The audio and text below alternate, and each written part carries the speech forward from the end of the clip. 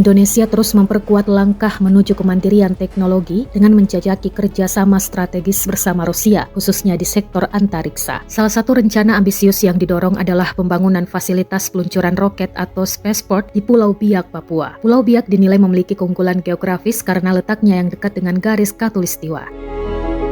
И мы с вами неоднократно обращали внимание на наиболее перспективные направления взаимодействия. Это энергетика, космос, это сельское хозяйство, промышленная кооперация, фармацевтика. Большое значение придаем развитию гуманитарных связей, в том числе в сфере культуры и образования.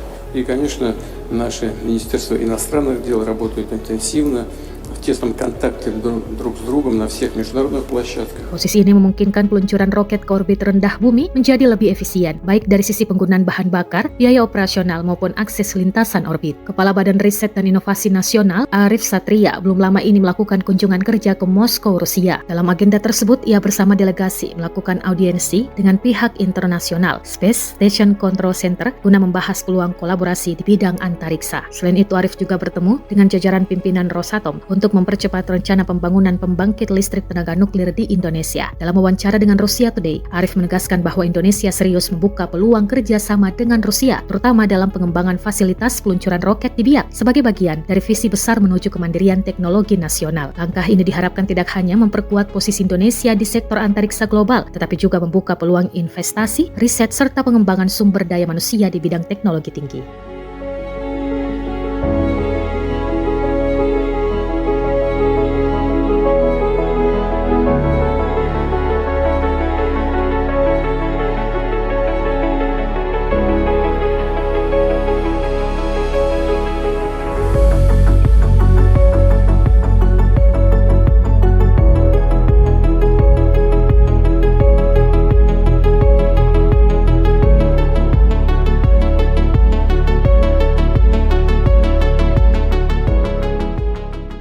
Download Tribun X sekarang, menghadirkan lokal menjadi Indonesia.